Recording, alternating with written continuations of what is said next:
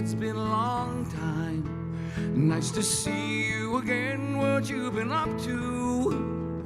You look well to me, come down to my place. I'll pull out some cheer and we'll talk again. It's nice to talk again. My brother, he was doing okay. He worked in plastics. He made a good wage, too much pressure to be faced every day. And so his problems got carried away, and he gets to the booze much too often. I don't know why he wants to get so high. He stays up while things go down. In good time, you'll come around. Today we have a very special guest.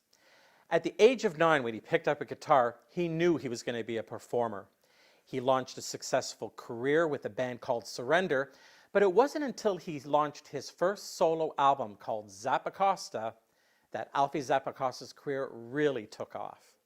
He performed throughout the 80s with numerous hits.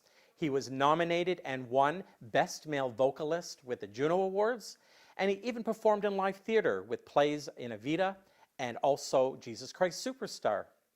He is still touring and recording, and we were fortunate enough to catch up with him when he was here promoting his most recent album, No Avoiding Cliches. Thank you so much for your gift of time and your gift of knowledge and joining us here today. Thank you very much for the invite. Really Nothing but fine. Yeah. Great to see you. Now, Alfie, I know you're on the road a lot, and quite often when an artist is on the road and starting a tour, you know, they're promoting that next album or the new material. But I get a sense with you, there's an awful lot more going on than that. There's well, it's going to be the constant tour, I guess we call it, mainly because I have to sort of like check myself, because once upon a time with record companies and the way things existed, they'd have a 6-week kind of window for you. Yes.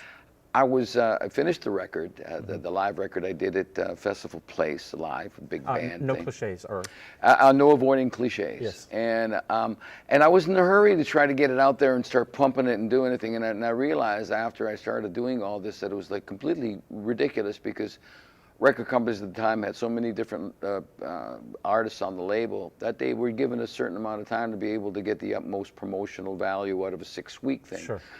And so here I am hurrying. I was going, wait a second, I'm the only artist on my label. So it was silly to think that you only had that 6-week window. So I could constantly at this point in time be able to speak about something, because I obviously haven't taken on the world at this point. So I can go and talk about this record, this last live recording, CD and DVD, for as long as I like, because it's just me and my record company. So I've been touring it and keeping people aware of it for as long as I please to. So. Okay. And so, Alfie, when you're designing your tour, I mean, clearly you have a really rich song library to draw from. So how important is that set list, and how do you sort of design your set list when you go touring?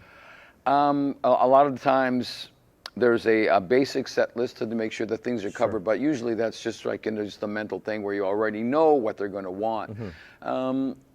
The time that I've been spending a lot of time and just sort of based on the whole legitimizing things, to be legit myself, to know that I'm legitimate in what I'm doing. Been learning how to be able to take the songs and strip them down to the lowest denominator. So I've been doing a bunch of shows as well that it's just myself, just solo shows. And it's been interesting because all the songs, they keep changing in what I can do myself live without the big productions. What I'll do for a solo thing, what I do as a duo, what I'll do as the band thing, obviously will dictate how much background vocals are allowed to have. But there is something to be said about stripping it down, so they change constantly.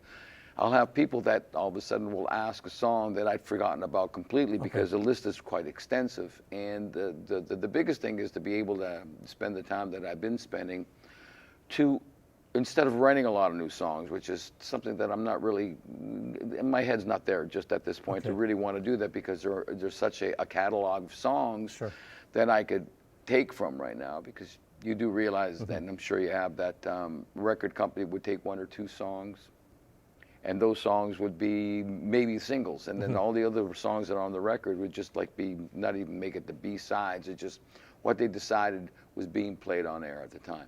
So there's a lot of things to be able for me to learn. So instead of writing, I've been actually learning as many songs as possible. So when people do ask, I allow a little bit, like, you know, quite with a little bit of trepidation, and I just go, okay, what do you want to hear? And I'll hear some pretty outside things, like people that want to hear the early Surrender stuff, like Give It a Go, when it's all been done before, and it's just all this stuff. Surrender, your first band. The very first bands are in, and I go, okay. my goodness, I'll see what I could do about that. It's only been like 40 some odd years, so interesting.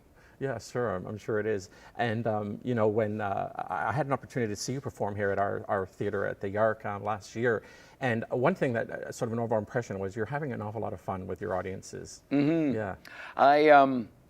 You know, it's nothing that I ever really wanted to do. It's funny how it's almost like a Forrest Gumping into things. I didn't want to.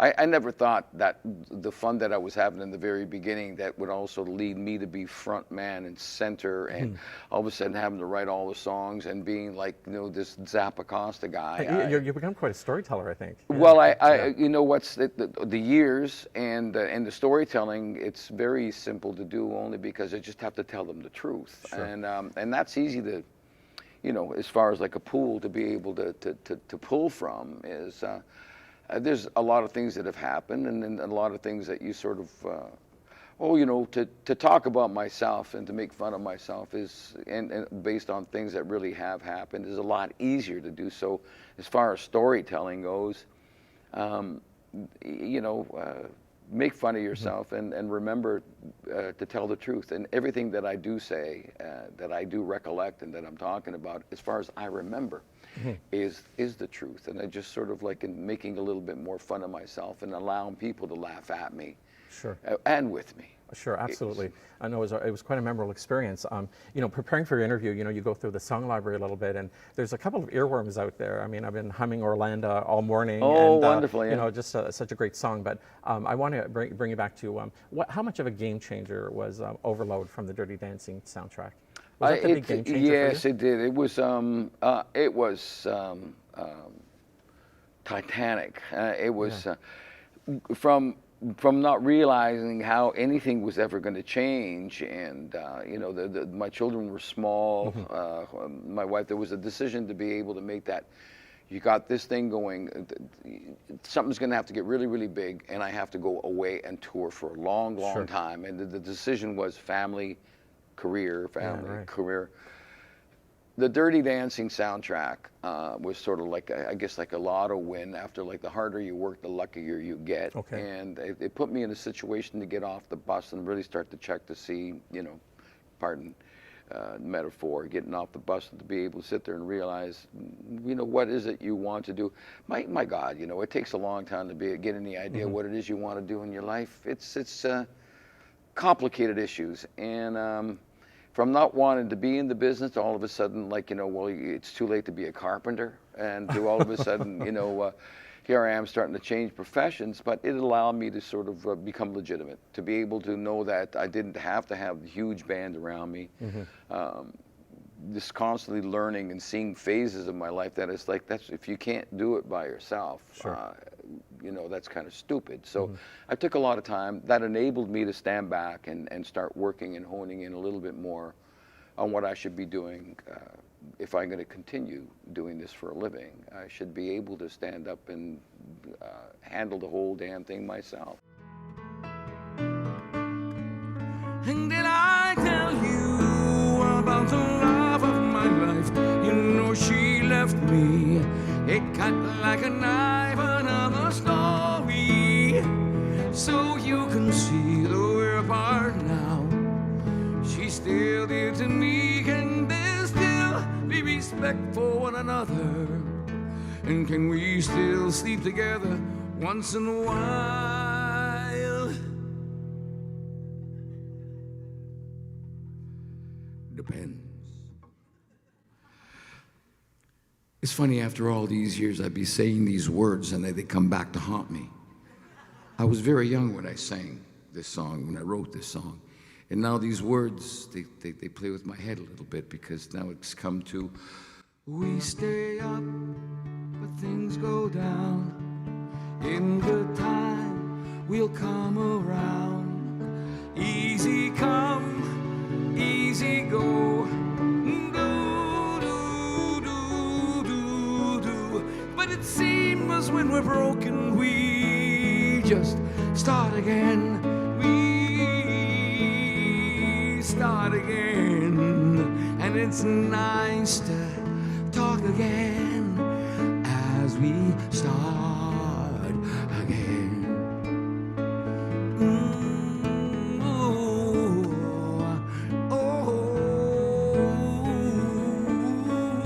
It's nice to talk again as we start, baby, as we start again.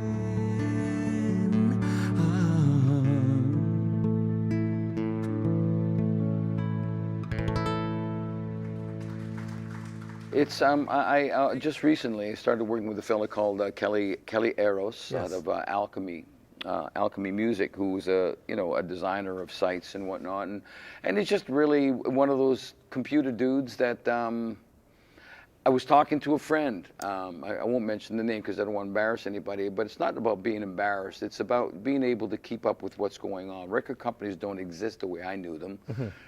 Publishers and things, I mean, nothing's readily available. Finding agents and people that are willing to take on a 63-year-old man in figuring whether you figure you're done for or whatever, because they'd rather know that what they're going to get involved with. And I could be wrong, but they want to get people that are very, very young.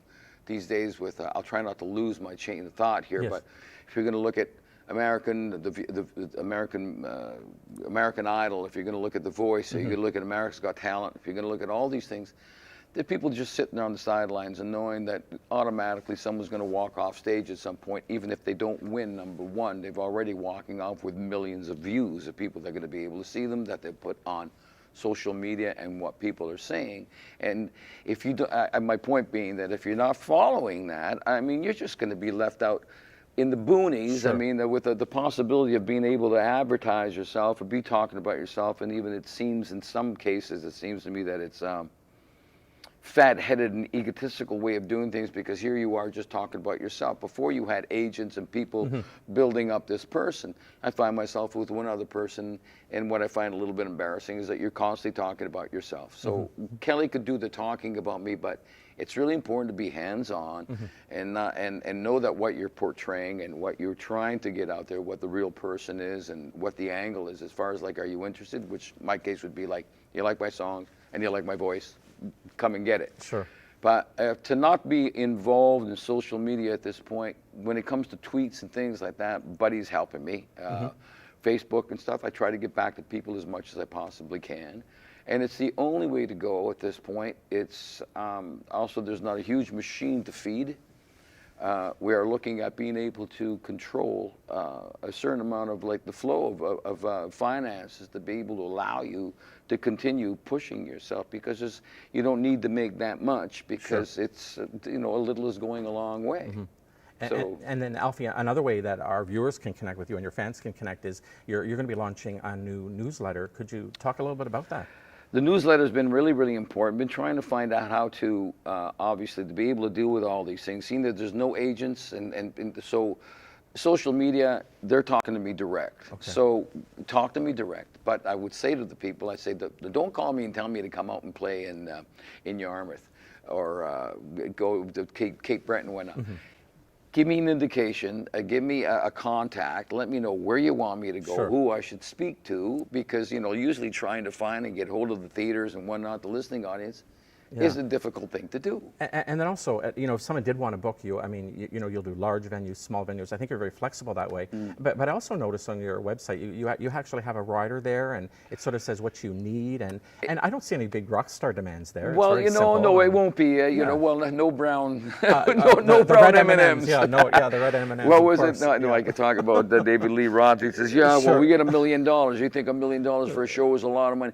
We got 50 semis. We got up 100,000 people that were paying. So by the time we cash all the money and pay everybody out, all we got enough is just enough for a small island. Sure. Right. Okay. Anyway, hook, line, and sinkered me big time. Says all we have enough is for a small island. But no, we're not asking a lot. But I'll be doing everything from the symphony in Burlington to house concerts to whatever. So the possibilities of being able to get to the people at this point just want to come out and play. I don't plan to kill myself. But if I'm with the newsletter, people, I'll be able to MailChimp it and sort of like everybody knows. So if I find myself out in Vancouver, if I find myself in Northern California, if I don't want to do a lot of traveling. I want to stay in Canada. Okay. I really do. I don't care about the rest of the world. I'll go on Google and drive around with my finger. I really don't care. Okay. But you have to let me know that you want to subscribe. That's my point. So that you can actually reach out to those people. Sure. And so anybody that's interested and like me to play somewhere, I will talk to you. We will talk. If it's possible to do. If I'm in Vancouver, I could actually social media everybody and just on my the subscription to say, by the way, folks, I'm coming out to Vancouver. I'm coming out to the East Coast. I'm going to be in the middle. I might be in Northern California. I'm coming out that. Anybody interested in filling in, say, 10 dates within 2 weeks or something like that? So this way I could, or 8 dates or whatever, I could fill in that area by myself and just know that it'll be all in that area. So you know what I mean. It's that's what I need to have happen, and that's why this is so important. Sure. So subscribers, come on in. I'll be allowed to let you all know. Instead of one at a time, I could just take the great big newsletter and MailChimp and whatever just to make sure that I can cover. Alfie, in a career that's had many highlights, I want to bring you back to a time where Neptune Theatre, it is opening night for Jesus Christ Superstar, and there you are, the curtain is just about to open. I'd like to hear your thoughts on that experience. Jesus Christ Superstar, at that point I had done it once before, that was at Neptune Theatre. It was a joy. It was exciting as hell. I have to take it back into the mid-1980s when a record company had dropped me yet again, and I went to do, and Rick Fox at the time asked if I'd be interested in doing Evita. Yes. Now, I walked into that situation at the Neptune Theatre, never done theater before in my life, and I was absolutely terrified when I saw that the people that were on stage, the other actors and singers, had done this and gone to school, and they knew all the parts, and they danced, they threw themselves around, they knew where to stand and on. I just went, oh my God, what kind of a mess. I was absolutely devastated. Tom Kerr at the time, who was was the director, and then Richard Azunian was also involved. Well, I would go and do the daytime rehearsals with Richard Azunian and the cast, and then at night, Tom Kerr. I would do the whole thing again, only him giving me sort of like heads up on what to do. Sure. I ended up doing a very fine job. Apparently, according to the stories and the paper, you know what I'm saying. Well, no, the reviews have been phenomenal. The reviews, thank you very much. Yeah, absolutely. And you know, when we look at the reviews, I mean, I'm seeing things like, you know, voice is better than ever.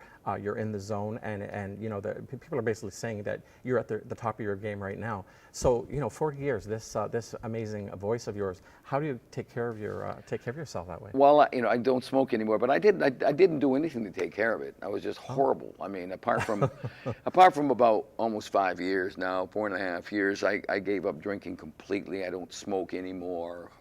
There's just a lot of things in trying to keep healthy, but at the time it was just a matter of just the concentration, and I think there was something that was there. But if it wasn't for things like theater and singing, and not overdoing it, if it was like singing over a band constantly, there probably wouldn't be much there. Right. But the pacing seemed okay. You know, when you get a couple of arias in a show like that, you can slowly set yourself for the big sing, you know. But it was great. Like, but the Evita killed me. I was afraid to death, and to do the next Jesus Christ was what brought me to Edmonton.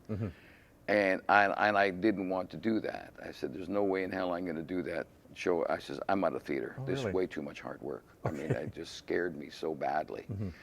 And he thought that I was holding out for more money, but I was literally just saying, I don't want to do this. I'm scared to death. I don't want to do this anymore. Yeah. And he kept upping the money. And I looked at my wife and I said, they're offering. And she says, you're doing the damn show. And that was that. So I went out to Edmonton and did it. So when I came back to do Jesus here in the Neptune, and it was coming home week. It was like very confident. I felt joyous. It was a lot of fun. Heather Rankin and the people, Bayless and Peter Bayless and all the people that were involved in the cast. It was just really wonderful. And I was still a maniac at the time, but we had a good time. Oh, that's great to hear. I want to talk, get a few about your thoughts about the Canadian music scene. Clearly, you helped shape it, you helped form it. I mean, I think the 80s were an important time for Canadian music, and you know, here we are. We have a tremendous industry. We have artists all over the world. I'd like to hear some of your thoughts on what you think of the current state of the Canadian music industry. I wish I could say, in all honesty, where it is going. Yes. I could speak of the differences and how the machine worked back then. Yes. I don't see any sense of a machine anymore. Right. It's somehow sort of like, you know, merged and morphed into something that seems to be, well, the social media and whatnot, and a lot more people taking hold of their own little lives and stuff. Radio, all media. Grab your phone and say you want to find out what's going on. The CBC or the world, and just you know, the Google up and just open up and there's your news for you. So what used to be, it's just no longer. You know, there's I was just talking to some people that were talking about promoting the show and what we're doing, and his brother's been in the paper situation, like, you know, dealing with the media as newspaper guy for a long time, and nobody's buying any time. Is it changed? It's I think it wasn't that long a real story when you start thinking about the music industry and stuff, to think about maybe 30 years or so, that how it changed so drastically. Sure. But I think it reached its head, I believe, in early 80s, and then fizzled out with all the new things that have been coming out based on social media, based on what is available to you now, and being caught in the middle of that too. My age bracket, it was a weird time, because here I am, the people that I was dealing with, and now getting to a point that they're not hip to social media, Facebook and whatnot. So it was really difficult for people, unless they were hearing it on radio and whatnot. I couldn't get them to download a record and whatnot. They go like, you know, but it's starting to change now over the last 7 years, 8 years, we're all of a sudden people that are like, you know, grandmas and whatnot, or I'm a grandfather. Wow. My grandfathers, people my age, are said that they're actually getting on Facebook and starting to deal with media, or they got kids that are showing them how to get around to it. Because I was caught in limbo completely, because it was changing into this, but nobody in my demographic was using it. So how I let people know that I'm around? So a bit of a conundrum that is becoming solved. Based on just time. I may have mentioned that this song here has a lot to do with my my young nephew, who was certain when he told my sister, he was very, very young at the time, with a Michael Jackson voice. And he'd say, "Mom, I think that Uncle Alfie would probably do a lot better in his career if he would sing more songs with 'Oh, my baby' in it." So I spent some time in Nashville, and I was writing songs for other people. But this one stuck because of Mikey.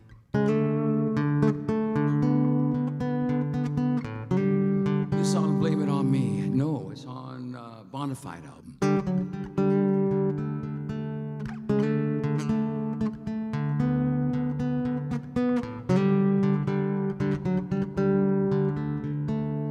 Vicious, stone cold when I disappoint a child. Oh, my baby. Oh, my baby. Dark as Hades and filled with holy light. Oh, my baby. Oh, my baby. Spend a bit of time in the garden in the silence. Not enough excitement, guess who messed up the balance?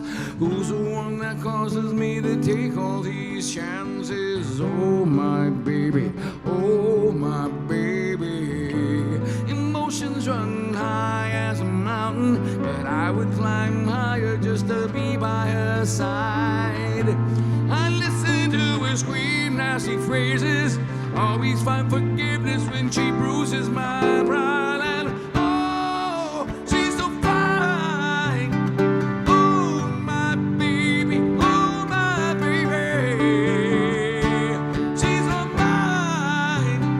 Oh, my baby, oh, my baby, mine. Yeah. Yeah. Alfie, getting back to your library, I mean, you're a prolific songwriter, and you go through your library, you've written almost all your own material or co-written some other Yes. songs. But you did do a cover, Me and Mrs. Jones, and I kind of want to know why is that's the song that you did? It's a song that I'll probably, every time I do that, I have to pick up my larynx, because, you know, Yes,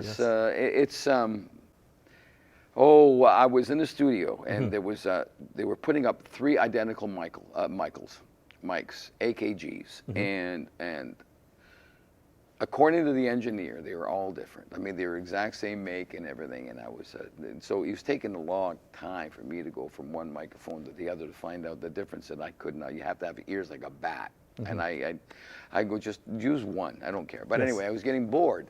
So it's Me and Mrs. Jones. So I started singing beautiful. it. I started singing the song, and he says, you should do that. And the musicians were around at the time, and everybody had, was easy enough at that point to be able to get a quick chart.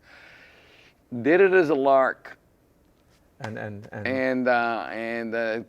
never looked back. But it's, and of course, because of, it's a showstopper in a lot of ways. And if you want to be in good shape, you know that you are. I mean, I've been singing for the last 4 days straight every night now, very hard. But I think we'll be fine because it's early yet. But yeah, not to mention the fact that I always thought it was a really keen song because of the time in like early 70s, 74, 75, that it was all about this, you know, naughty love stuff. You know, Me and Mrs. Jones is all about adultery and what's going on. I was going, wow, they're letting it on radio.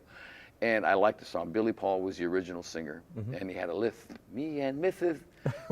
Jones. I don't know if you remember it at all, but you should probably listen because Billy Paul, I'm sure, had a lisp and was just passed. Yeah. But I love the song, and I happened to do it as a lark, and never looked back since. That's fantastic. I want to get your opinion on another sort of an event this past summer, the Canadian music scene, the Tragically Hip, their final concert, and you know, and then that final show in Kingston that brought everyone together. I'd love to hear your thoughts on that event.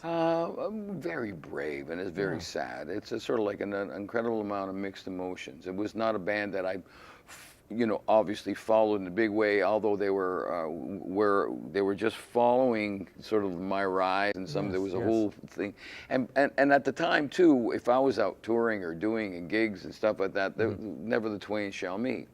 For example, the Kim Mitchells of the world and the Tom Cochrans, apart from a quick howdy, you know, like, so we were from that area, but we never met really to sit down and reminisce. I mean, the chances of doing it are much likely now.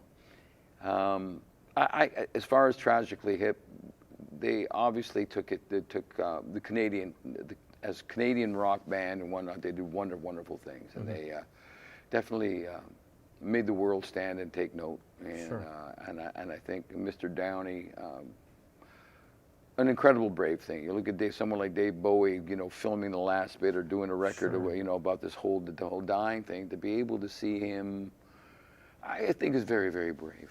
I give him full kudos on that. But it's sad. It's a really tough thing. I sincerely hope that it wasn't taken advantage of. Yeah, there was that too. I mean, you know, obviously the CBC You know how would it be easy and, to be able to start taking advantage of someone else's, but obviously Gordon walked into it pretty much with his eyes open. I'm sure the rest of the band, they seem pretty, you know, down to earth kind of character. So, but I guess they watched what could have become quite, you know, ugly in a lot of ways, but I think they maintained the whole thing with a lot of integrity and respect. Thank you. Is there anyone in the Canadian music scene right now that it sort of caught your eye or your attention? You know, I haven't seen anything because I really haven't been looking. Yeah, okay. I don't understand it. I mean, I don't know where to go listen for it. I mean, it's funny because if I'm walking around the house, I'm with Silvio, and Silvio's got music constantly playing through, you know, Yes. everything from jazz to, well, you know, Cuban music to you. And when I'm at home, I listen to absolutely nothing. And my girlfriend will come over and radio comes on right away, and I just can't wait to turn it off. As soon as I hear a commercial, like, you know, a vase goes at it or something like that. But I don't listen to much. So what I hear that's going on, apart from, well, no, I have to say in all honesty, I'm not listening to anything.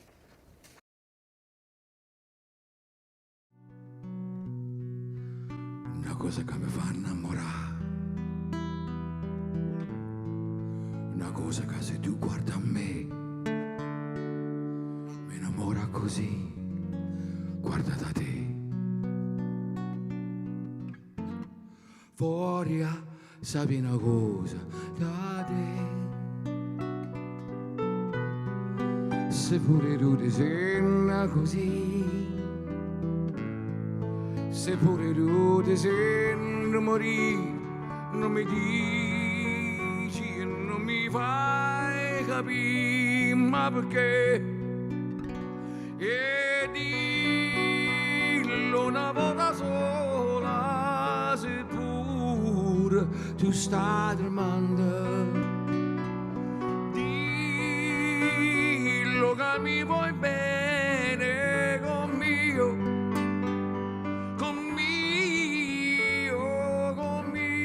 Voglio bene a te, tu sei una cosa grande per me, una cosa che tu stessa non sai,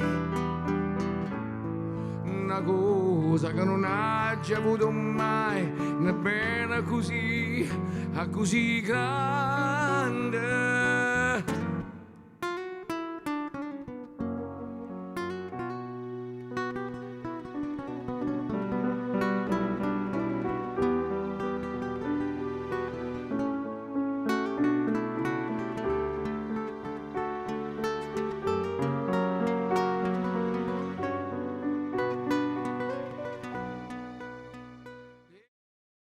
A common friend of mine and an associate of yours, Kevin Valley, is a huge, huge fan, one of the biggest that I know locally, and I thought it'd be kind of fun. He has a question I'd like to ask you, and it's one of his favorite songs that you do. It's called Do I Dare? And his question is, could you elaborate on the meaning of the song for him? Do I dare to tell you I could have been better? It's, do I dare ask the questions and how I've done as a father? Wow, wonderful. Okay. Is really pretty much what that, you know, in somewhere along the line, it's funny, I do a lot of walking these days, and what I tend to do is sort of like thoughts that come creeping out that are the uglies, you know, just based on things that you've done where you feel like, why would I have done that?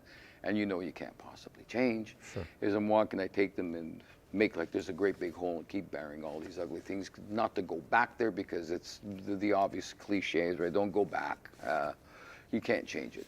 Sure. But I found myself thinking about my son one time, and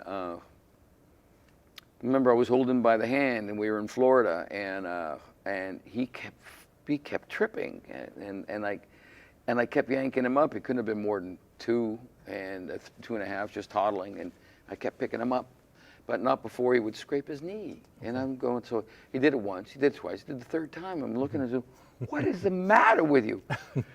And then I realized that the asphalt was so hot because of the sun, and he had these little rubber sandals on. They were sticking to the asphalt. So every time he walked, they were sticking. The poor little guy kept tripping. Okay. So I kept yanking him up and then looking, and those stupid things that come to your head at times, and I was going like, how could I do that to him? Be like, you know, losing my temper over something that this. And I remember, do I dare to ask the questions? And was I good? Are your memories? Do you have good memories about me, your dad, raising you, or was I complete shit? You know, I mean, that was it. So that song is an inkling of those memories to me. That sometimes you wish you could have done things differently and better, but for the most part, that I do okay. Sure, and it's such a beautiful arrangement. Thank you for that. I want to go back to your bio a little bit, and there's a piece that I picked up on, and I can't wait to get your comment on it. And it's towards the end of your bio, and it says, "And the original hits that brought Zapacosta to the world attention, Alfie hasn't turned his back on those songs. You'll hear them performed the way they were originally written and meant to be heard." I'd love to hear your comment on that. Well, in coming back to being able to take those songs, when you had mentioned how the Dirty Dancing and where those things led me, it led me into being able to sort of like, again, to be legitimate in taking these songs. When you start thinking about "We Should Be Lovers" and thinking why, when I wrote that song and what I was thinking, to all of a sudden have it in like completely desecrated and thrown into a great big huge a ring of red jello, and me wrestling strippers and half-naked ladies, and because I'm such a cool guy, and then completely take advantage of those women. And there's another really beautiful one over there that I just sort of saunter over and start kissing and making love. Is that to the one her. that does the leg split? Or Yeah. no, You remember that? Yeah. Do you? Oh, yeah, I know. Sure, Well, that whole thing where anyway, in 1987, Alfie Zapacosta. You look it up in 1987, I believe it is. Much Music worst video of 1987. So it is, and so I tell people that coming back to taking these songs, if I stand up there with just a guitar to be able to sing with the intention that they were written in, Sure. to be able to say, it's like the last thing that I think of myself is like some kind of womanizing creep. I mean, and I am a man, but nothing as horrible as all that. But Doug Bennett from Doug and the Slugs Sure. wrote that, Oh, and made yes, sure yes. he came up with all that. Sure. But I take those songs and strip them down to the lowest denominator so that I can actually do them as well as I can without all the bells and whistles. Orlando wants a driving fancy cars, wants a pool in the yard to swim in. She wants to spend time up on an island somewhere south of France. Oh, I need her, but I can't afford the things that she needs, so I let go of Orlando. There's no one that I care for more, but this love affair could kill me. I'm acting out the leading role in the Prince and the Pauper scenes. Oh, I need her, but I can't afford the things that she needs.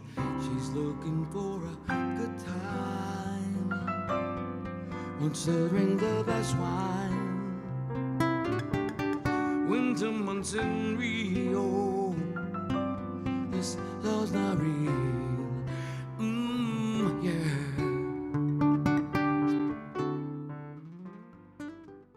And when you look at your YouTube channel, I mean, you see the evolution there, and you're not hiding it. It's there. It's kind of there. It's a little bit of fun, and then we move on to your later pieces, your That's later right. work. So That's I think the YouTube channel itself is really well designed that way. Yeah, well, it's that all the warts and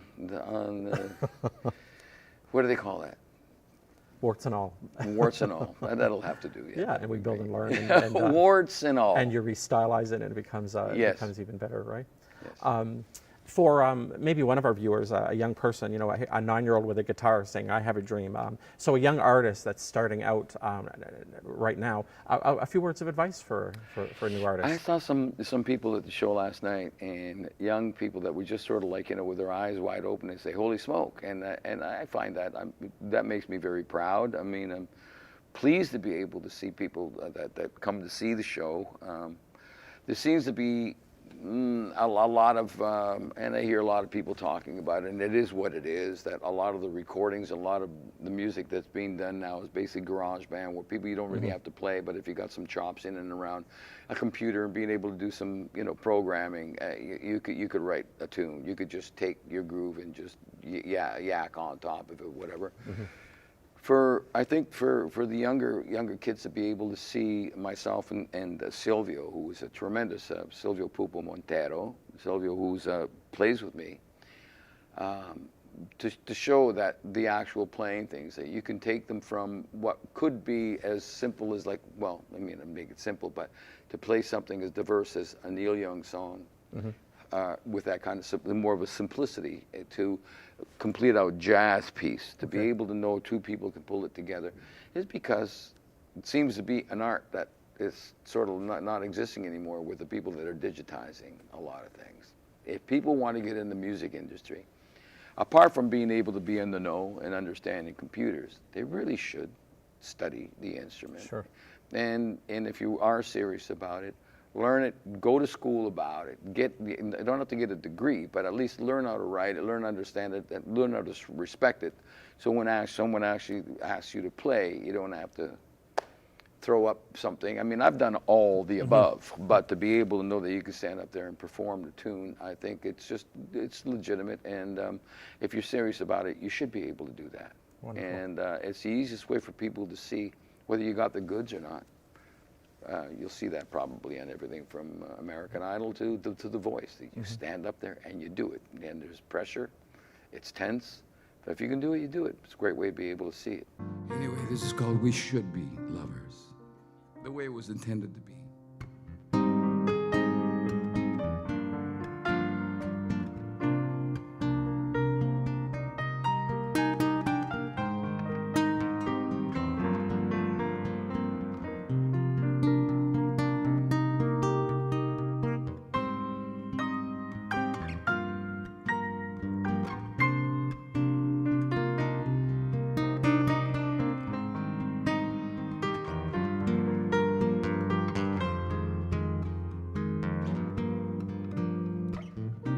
Can I change your mind?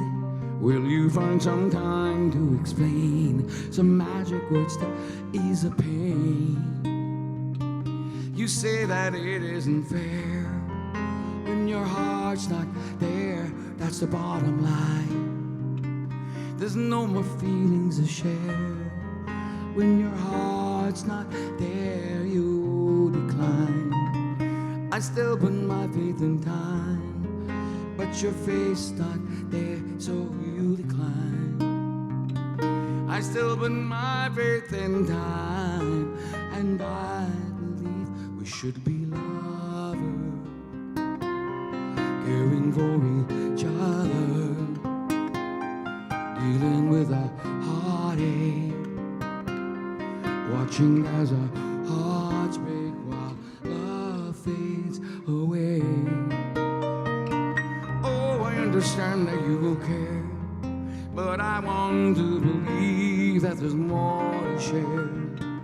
Only in time we will find if we're right or wrong. Keep an open mind, and though you're sure it can be, I will always believe we should be lovers,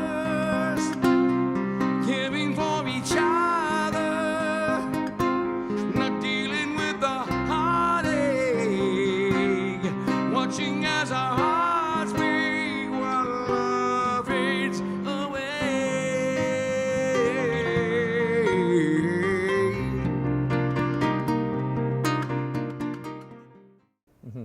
Now, Alfie, your fans might be very interested in this. Something they can look forward to in the future is there's going to be your autobiography is going to be coming out soon. Yes. Could you tell us a little bit about that? This whole recording of the Festival Place recording with a 13-piece band, I got involved with a friend who, a man that I'd met that was teaching at NATE, and it was a course that they was doing documentary filmmaking.